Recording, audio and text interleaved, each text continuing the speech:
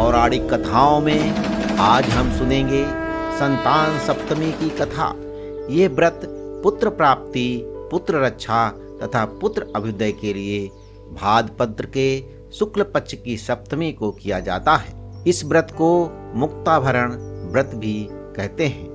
तो आइए सुनते हैं संतान सप्तमी की व्रत कथा। लेकिन सुनने से पहले अगर आपने चैनल को सब्सक्राइब नहीं किया है तो अवश्य कर दें, साथ ही साथ लाइक और शेयर भी करें।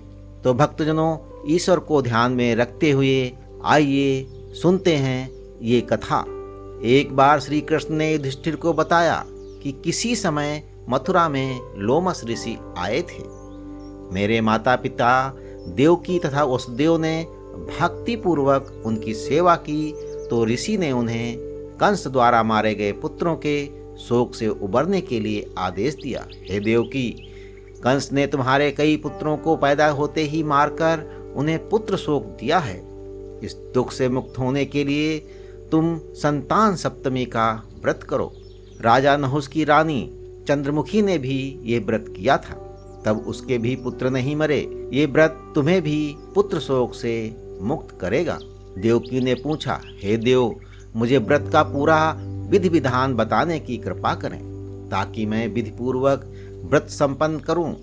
लोमस ऋषि ने उन्हें व्रत का पूजन विधान बताकर व्रत कथा भी बताई। नहुस अयोध्यापुरी का प्रतापी राजा था। उसकी पत्नी का नाम चंद्रमुखी था। उसके राज्य में ही विष्णुदत्त नामक एक ब्राह्मण रहता था। उसकी पत्नी का नाम रूपवती था। रानी चंद्रमुखी तथा रूपवती में परस्पर घनिष्ठ प्रेम था। एक दिन वे दोनों सरयू में स्नान करने गईं। वहां अन्य स्त्रियां भी स्नान कर रही थीं। उन स्त्रियों ने वहीं पार्वती शिव की प्रतिमा बनाकर विधि पूर्वक उनका पूजन किया। तब रानी चंद्रमुखी और रूपवती ने उन स्त्रियों से पूजन का नाम तथा विधि पूछी। उन स्त्रियों में से एक ने बताया, हमने पार्वती सहित शिव की पूजा की है। भगवान शिव का डोरा बांधकर हमने संकल्प किया है कि जब तक जीवित रहेंगे तब तक ये व्रत करती रहेंगे। ये मुक्ताभरण व्रत सुख तथा संतान देने वाला है। उस व्रत की बात सुनकर उन दोनों सखियों ने जीवन पर्यंत इस व्रत को करने का संकल्प करके शिव जी के नाम का डोरा बांध लिया। किंतु घर पहुंचने पर वे संकल्प को भूल गईं।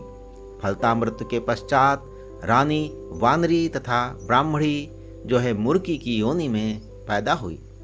कालांतर में दोनों पशु योनि छोड़कर पुनः मनुष्य योनि में आईं और चंद्रमुखी मथुरा के राजा पृथ्वीनाथ की पत्नी बनी तथा रूपवती ने फिर एक ब्राह्मण के घर जन्म लिया। इस जन्म में रानी का नाम ईश्वरी तथा ब्राह्मणी का नाम भूषणा था।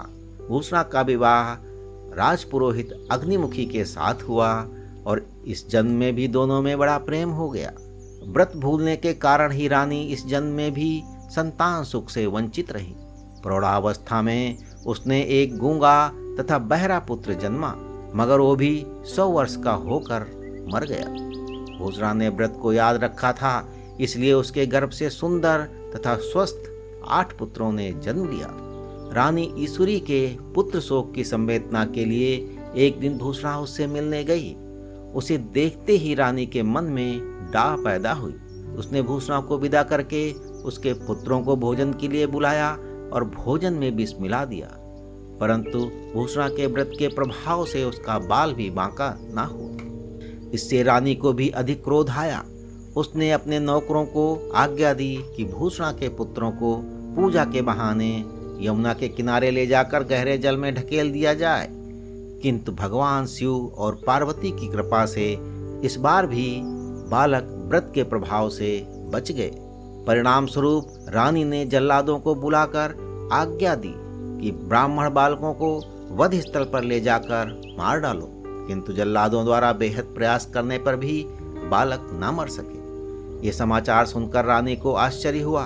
उसने भूषणा को बुलाकर सारी बात बताई और क्षमा याचना करके उससे पूछा, किस कारण तुम्हारे बच्चे नहीं मर पाए? भूषणा बोली, क्या आपको पुनर्जन्म की बात स्मरण नहीं है? रानी ने आश्चर्य से कहा, नहीं, मुझे तो कुछ याद नहीं है। तब उसने कहा, सुनो, पुनर्जन्म में तुम राजा नहुस की रानी थी और मैं तुम्हारी सखी।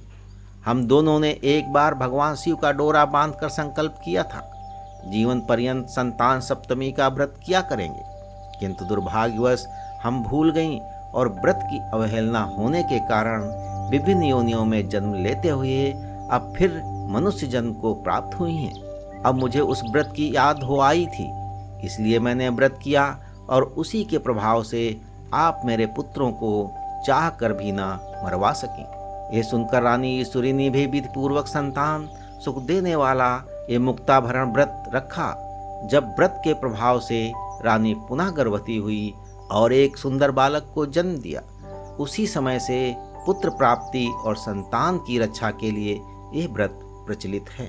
तो पौराणिक कथाओं में आज बस इतना। अगली बार हम मिलेंगे एक नई कथा के साथ। तब तक ईश्वर की सभी कामनाएं, उनकी दुआएं आपके साथ हमेशा बनी रहें।